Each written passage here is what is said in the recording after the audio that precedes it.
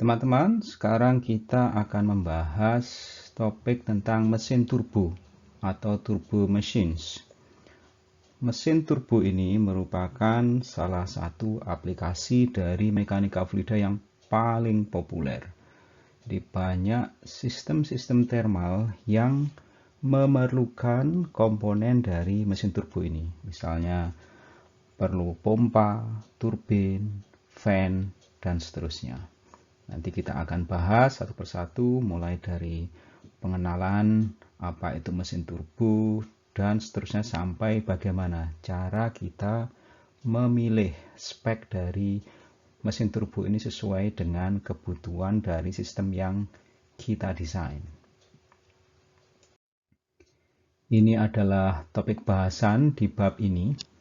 Pertama nanti kita akan melihat sedikit apa itu mesin turbo, terus kemudian bagaimana kita melakukan analisa energi dan momentum ya untuk membantu kita masuk ke dalam topik dari jenis-jenis mesin turbo ini. Misalnya nanti kita mulai dari pompa, terus kemudian fan, kipas angin, terus turbin, dan yang terakhir adalah kompresor. Nanti kita juga akan bahas sedikit tentang parameter tak berdimensi dan hukum similaritas yang kita bahas di bab 7 dari mekanika fluida.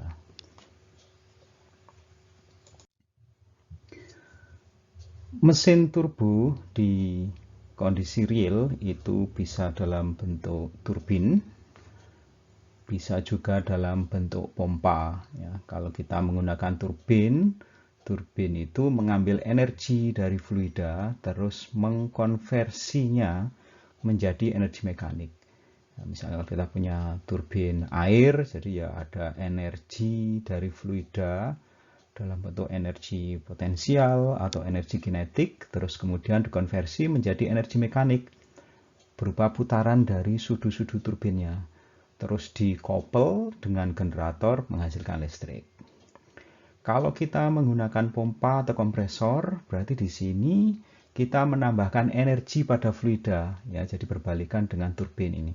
Kita menambahkan energi pada fluida dari energi mekanik yang diperolehnya dari umumnya listrik, ya.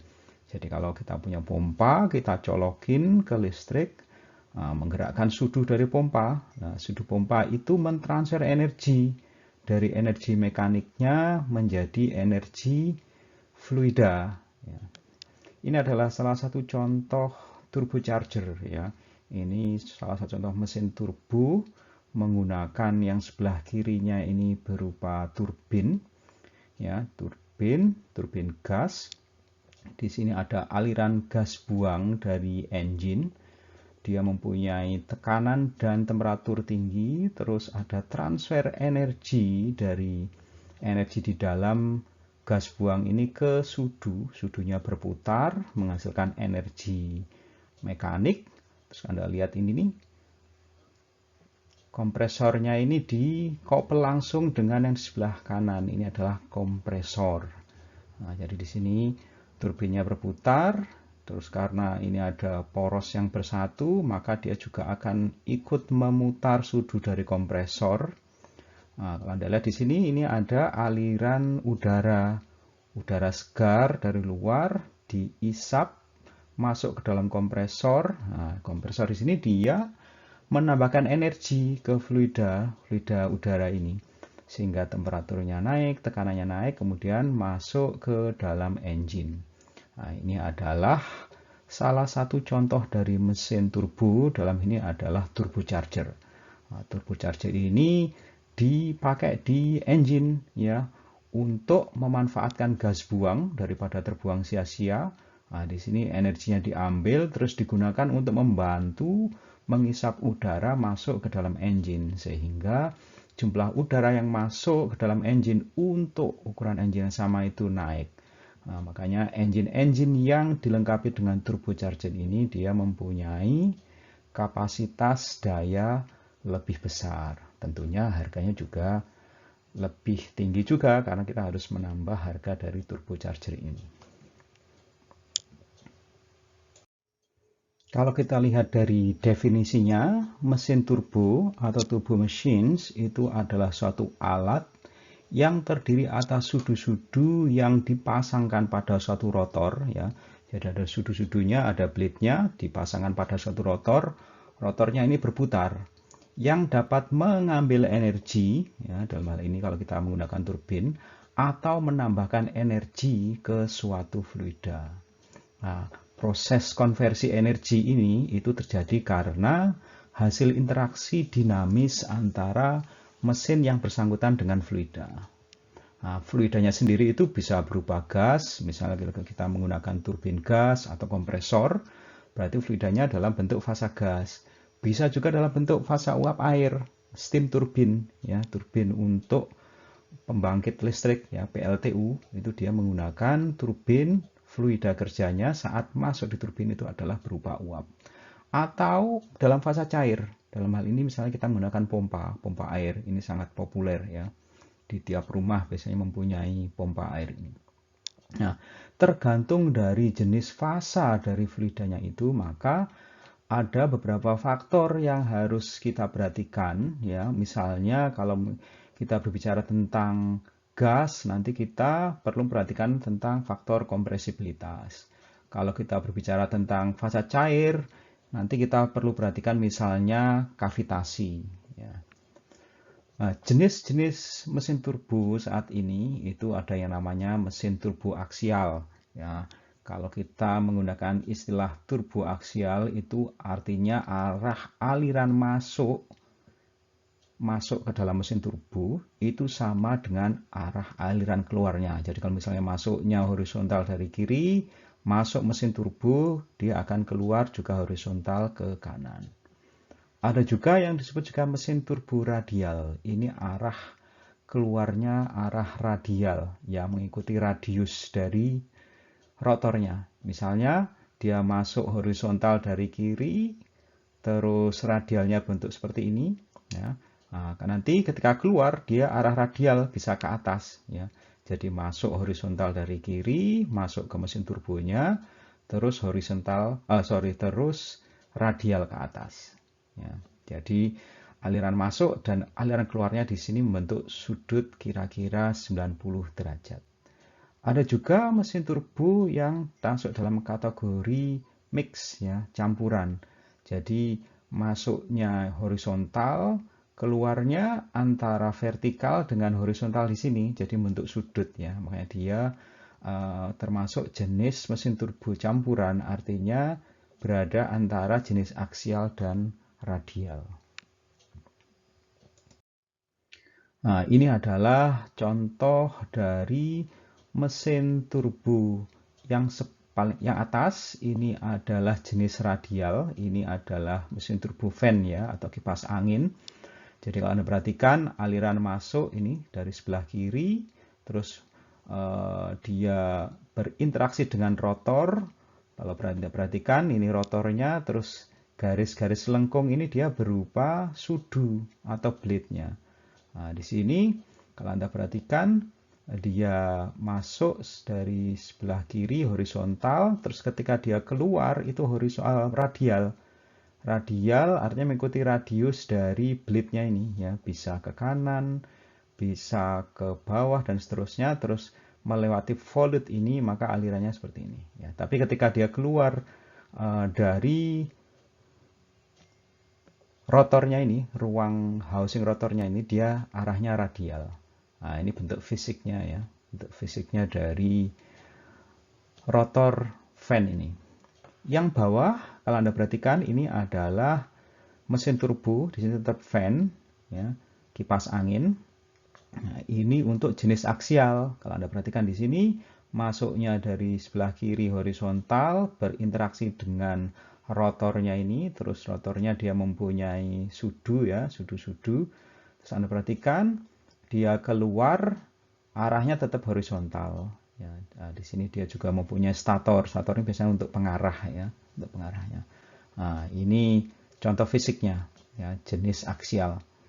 Kalau Anda punya desktop ya, komputer, Anda buka biasanya jenisnya seperti ini fan-nya ya. Jadi disedot masuk dari bagian belakang komputer Anda, terus horizontal ya, masuk ke dalam komputernya. Jadi nanti dia digunakan untuk mendinginkan CPU misalnya.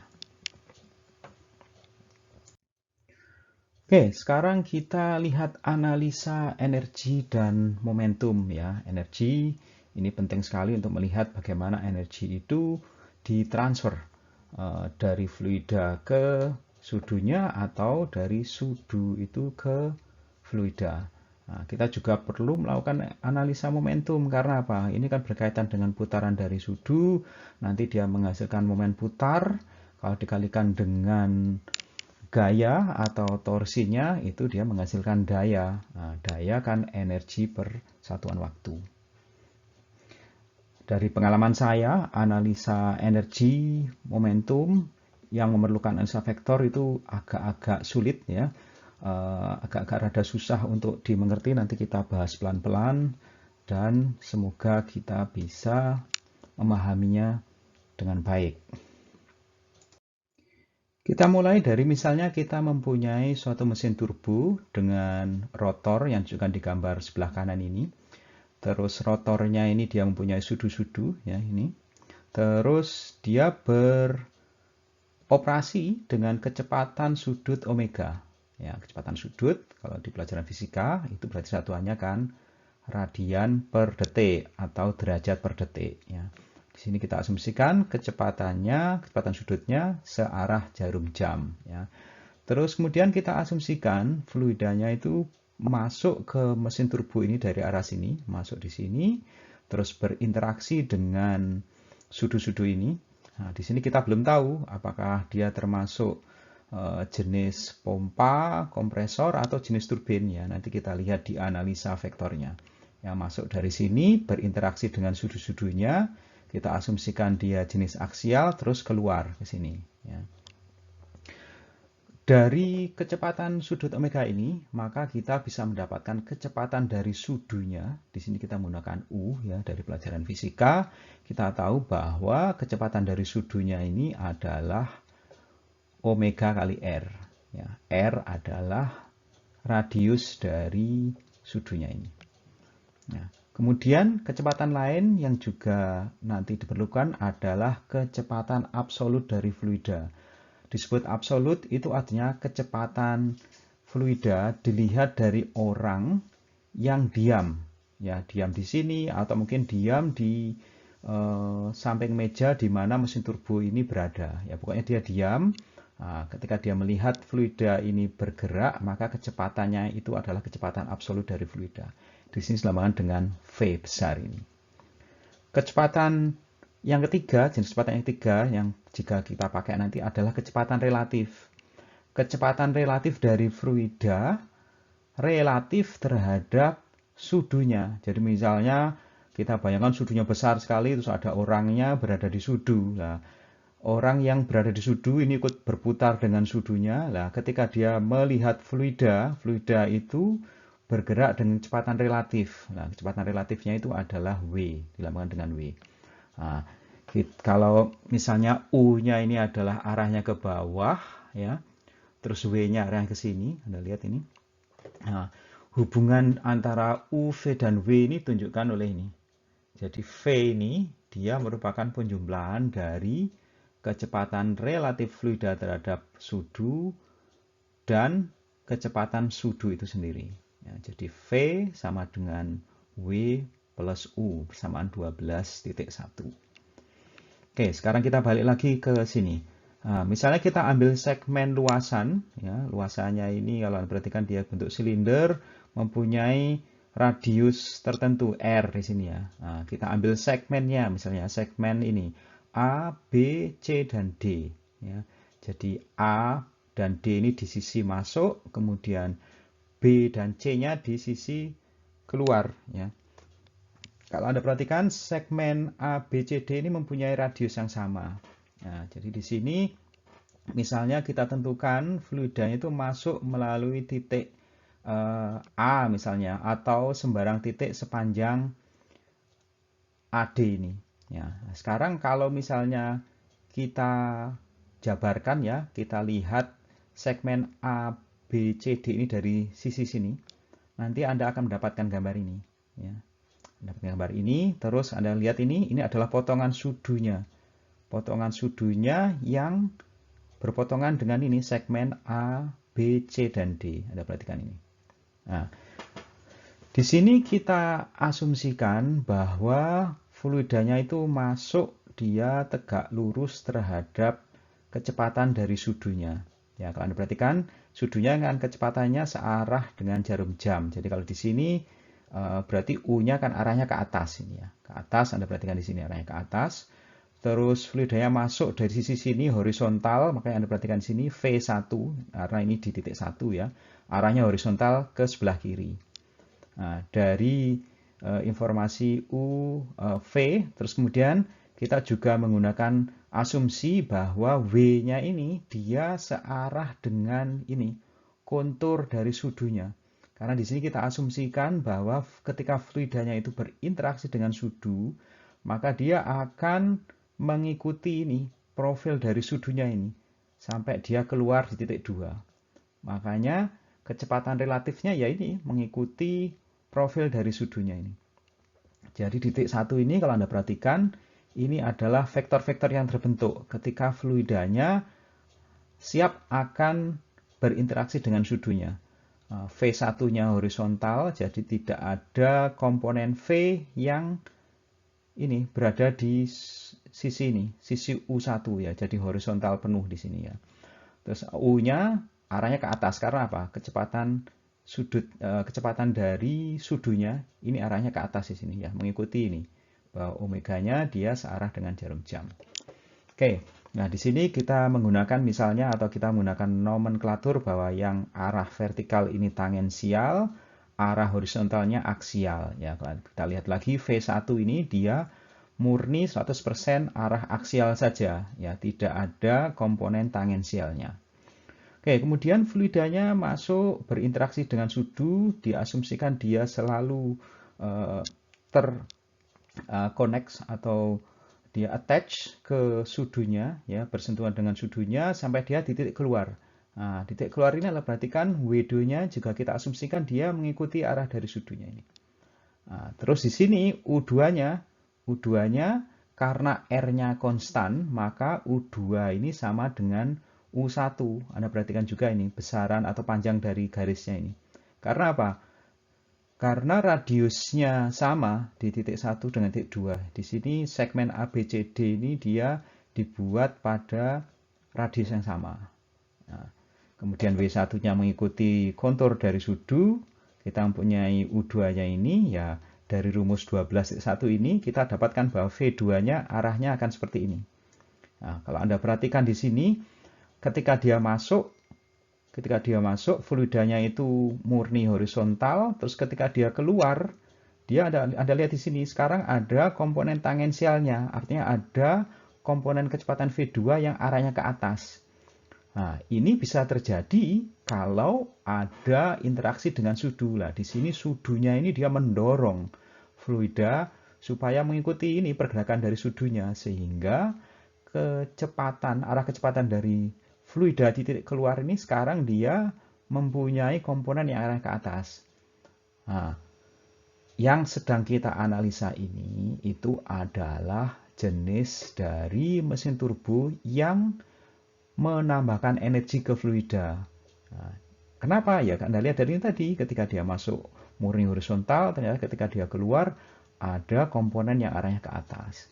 Nah, ini bisa kita asumsikan fan atau pompa. Nah, kita lihat contoh yang kedua. Contoh yang kedua ini misalnya kita mempunyai kincir angin ya. Nah, di sini prosesnya berbalikan. Nah, kalau dari kincir angin berarti kan ada energi yang diambil dari angin ini. Anginnya bergerak mempunyai energi kinetik. Terus Anda lihat di sini kita mempunyai kincir. Kincirnya berinteraksi dengan angin yang bergerak ini sehingga kincirnya dia bergerak, mengambil energi dari aliran angin, aliran udara ini dikonversi menjadi energi mekanik. Nah, misalnya kalau kita buat modelnya berarti seperti ini. kincir anginnya berputar searah dengan jarum jam.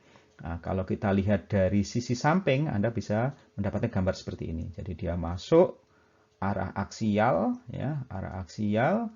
Terus kita buat sama seperti di slide sebelumnya. Kita buat dua segmen yang masuk di sisi satu, yang keluar di sisi dua. Ya. Nah, di sini kalau segmen ini kita buat dalam bentuk dua dimensi, kita akan mendapatkan gambar yang sebelah kanan ini. Ya, jadi kita mulai dari titik 1, anginnya masuk horizontal, kalau Anda lihat di sini, V1, ya, V1. Terus kemudian kecepatan blade-nya itu searah jarum jam ke sini. Kalau dari gambar di sini berarti dia arahnya ke bawah untuk sisi yang dekat dengan kita, ya, arahnya ke bawah. Ini U1-nya ke bawah. Terus Anda lihat di sini W1-nya membentuk ya ini dari penambahan ini ya. Jadi karena V1-nya horizontal, U1-nya vertikal, maka W1-nya seperti ini. Nah, kita tahu bahwa pergerakan dari blade-nya itu arahnya ke bawah. Ya. Nah, di sini ada interaksi antara fluida dengan blade atau dengan sudunya ini, sehingga kalau Anda perhatikan di sini, di titik keluarnya itu U2-nya sama dengan U1, ya, U2-nya sama dengan U1, terus W2-nya dia mengikuti kontur dari sudunya ini, Anda lihatkan di sini. Nah, sekarang kalau kita punya W2, punya U2, V2-nya otomatis akan bentuk seperti ini. Nah, sekarang kita perhatikan bahwa ketika masuk, dia arahnya murni horizontal. Nah, sekarang ternyata ketika keluar, dia itu arahnya V2, arahnya ke atas, ya, arahnya ke atas. Ada juga komponen yang horizontal tentunya. Nah, sementara blade-nya itu bergerak ke bawah. Nah, ini bisa terjadi karena apa? Blade-nya ini memberikan dorongan ke fluida. Kalau kita lihat dari sisi fluidanya itu mendorong blade-nya, ya, mendorong blade-nya ke bawah, ya, mendorong blade-nya ke bawah. Sehingga karena ada aksi interaksi, fluidanya menjadi bergerak ke atas ini. Nah, jadi berbeda dengan di slide sebelumnya, kalau di sini blade-nya bergerak ke bawah, sementara komponen tangensial dari fluida saat keluar itu dia bergerak ke atas, sehingga dia berlawanan. Nah, kalau di slide sebelumnya itu searah. Nah, ini adalah proses di mana fluidanya ini memberikan energi, artinya mendorong blade-nya untuk bergerak ke bawah. Ya, sebagai akibat dari efek dorongan fluida terhadap blade ke bawah, blade-nya memberikan reaksi supaya fluidanya bergerak ke atas, sehingga terbentuklah ini, ya, V2. Nah, ini adalah contoh vektor dari mesin turbo di mana fluidanya memberikan energi ke sudu tersebut.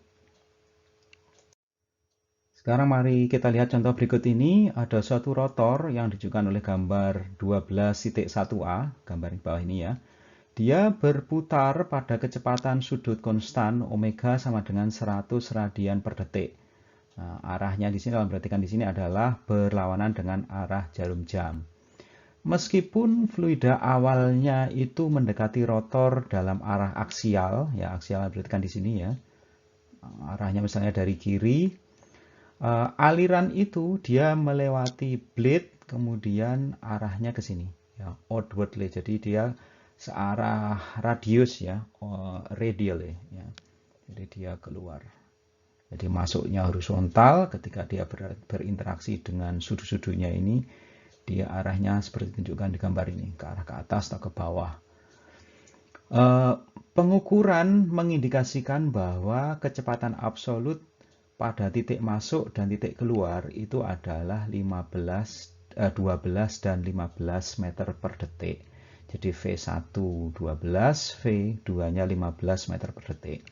Pertanyaannya adalah, tentukan apakah dari informasi dan gambar ini dia ini termasuk jenis pompa atau turbin. Artinya kita sudah menentukan apakah di sini ada transfer energi dari fluida ke sudu atau sebaliknya dari sudu ke fluida. Kita lihat solusinya.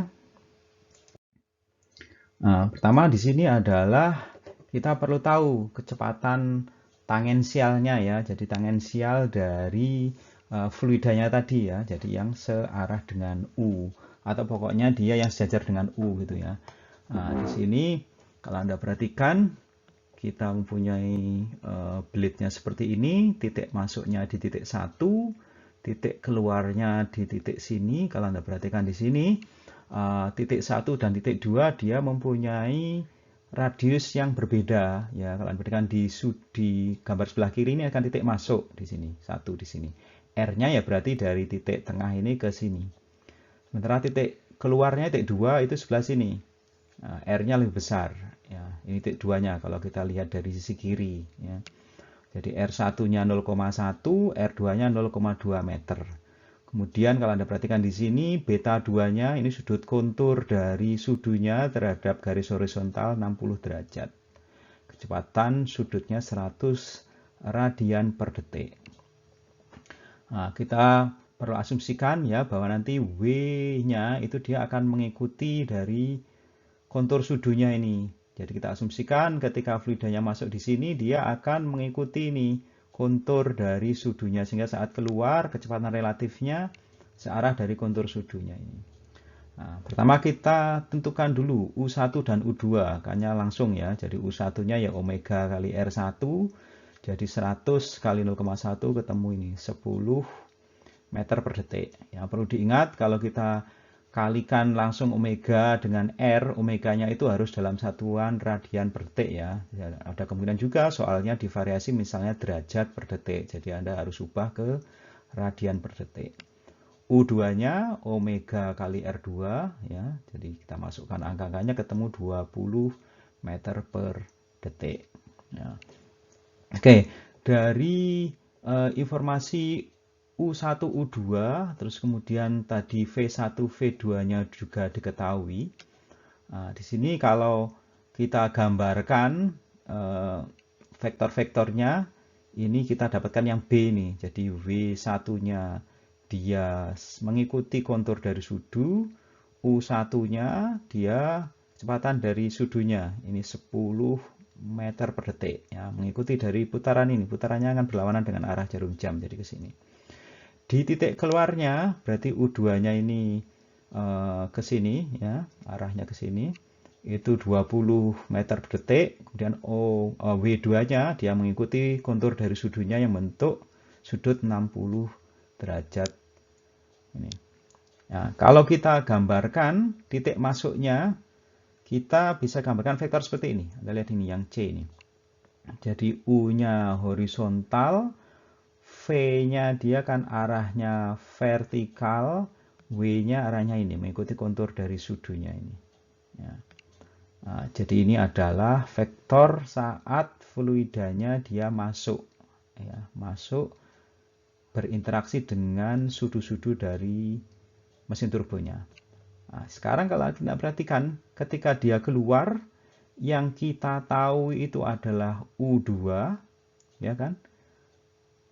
U2-nya ketahuan dari perhitungan ini, ya. Terus W2-nya kita tahu arahnya, ya. Kita tahu arahnya ini bentuk sudut 60 derajat terhadap ini garis yang sejajar dengan U2, sejajar dengan U2 ini. U2-nya kan ini. Nah, dari sini kalau kita bangun vektornya, ya kita bangun vektornya, itu kita punya U2 20, terus V2-nya 15, nanti akan ketemu seperti ini. Ya, kita akan ketemu bangunan vektornya kira-kira seperti ini secara kualitatif ya. Jadi 20 meter panjang setel ini 15 ya. Nah, W2-nya ada yang ke sini. Lah V2 itu kan dia perjumlahan dari W2 ditambah dengan U2 ya, V2-nya ini ya. Oke, nah dari sini sekarang kalau Anda perhatikan ketika masuk dia arahnya murni vertikal ya. Kemudian ketika dia keluar itu ada komponen fluidanya yang dia searah dengan kecepatan dari U2 ini, kecepatan sudunya ke sebelah kiri. Sementara ada juga komponen dari V2 ini yang searah dengan U2 ini. Karena kecepatan tangensial dari fluida saat keluar ini dia searah dengan perputaran dengan sudunya, maka dia termasuk jenis pompa. Ya. Nah, jadi ini adalah jenis pompa. Nah, kalau kita balik arah dari fluidanya, ya, nah, di sini misalnya fluida masuknya dari radius yang besar, jadi W1-nya mengikuti profil dari sudu ini, terus U1-nya tentunya adalah tegak lurus terhadap radius ini, V1-nya ini, ya, V1-nya ini. Nah, sekarang ketika dia keluar, Anda perhatikan di sini, W2-nya mengikuti profil dari sudunya ini, U2-nya di sini juga tegak lurus terhadap ini garis yang ditarik dari titik tengah ke titik 2 ini. Maka Anda lihat di sini W2-nya sebesar ini. Nah, V2 ini jauh lebih kecil dibanding ketika dia masuk. Nah, ini bisa terjadi kalau apa? Kalau ada energi dari fluida yang ditransfer ke energi mekanik untuk menggerakkan sudu ini, sehingga energinya saat dia keluar turun. Nah, untuk membentuk V1 arah seperti ini bisa kita buat misalnya stator plate-plate stator yang memberikan arah ketika dia masuk supaya seperti ini. Nah, kalau kita balik arah dari fluidanya ini, jadi dari arah sini keluar di sini, maka dia bisa berubah menjadi fan, ya, atau turbin. Oke, sekarang kita lihat analisa momentumnya, ya. Sekali lagi, kenapa kita perlu melakukan analisa momentum? Karena di sini kita berhubungan dengan perputaran dari sudunya dengan kecepatan sudu tertentu, terus dia punya torsi. Nah, di bab sebelumnya, di bab awal kita tahu bahwa torsi kalau kita kalikan dengan kecepatan sudut, maka dia akan menghasilkan daya atau energi per satuan waktu. Nah, sementara kerja, kita juga tahu bahwa kerja itu adalah gaya kali jarak kerja itu diaplikasikan. Ya, misalnya dari titik 1 ke titik 2, jarak antara titik 1 dengan titik 2 adalah 1 meter. Terus gayanya 1 Newton, berarti ya kerjanya ya 1 kali 1. Ya, ketemulah 1 Joule. Nah, di sini makanya kita perlu juga melakukan analisa momentum. Ya. Nah, kita gunakan gambar di contoh sebelumnya. Ya, di sini kita mempunyai sudu seperti ini. Ya, tadi kita bahas di contoh soal tadi. Ini termasuk jenis pompa, ya, atau fan. Fluidanya masuk dari sebelah kiri horizontal, terus dia keluar arahnya seperti ini. Kalau kita gambarkan vektornya akan mengikuti seperti ini, terus kita detailkan untuk menentukan apakah dia fan, pompa, atau turbin.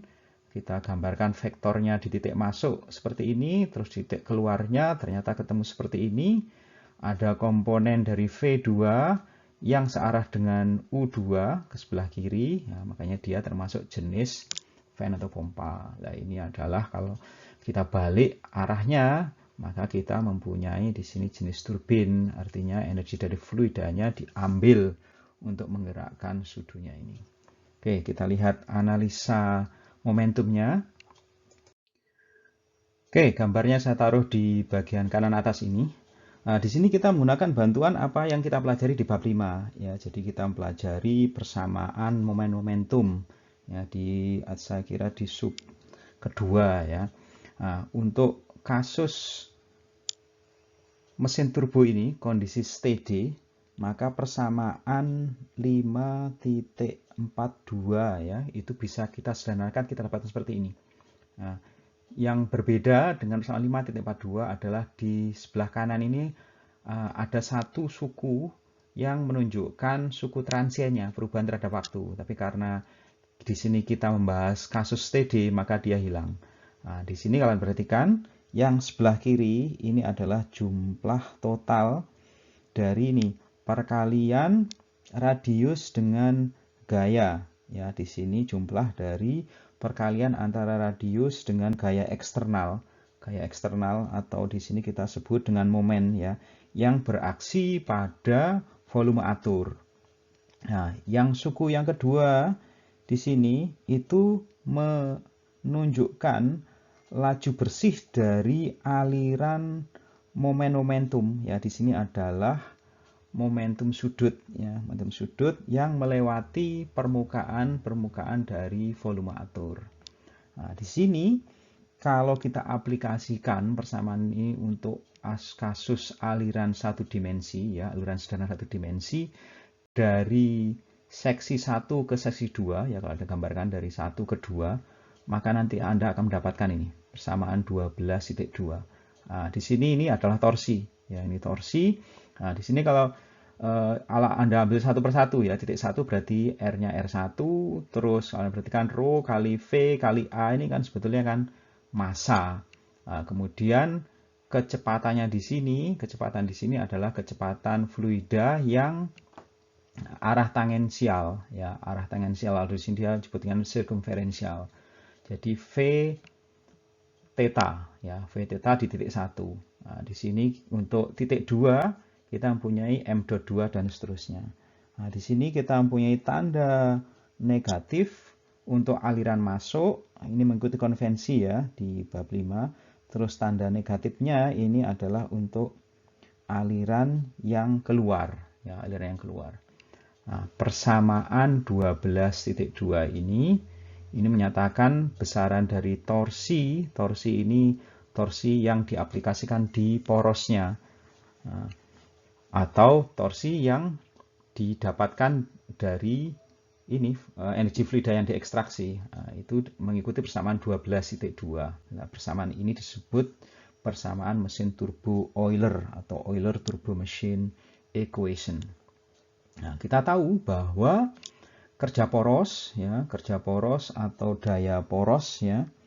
Daya poros itu kan ini torsi kali omega di bab sebelumnya ya. Di bab sebelumnya kita tahu bahwa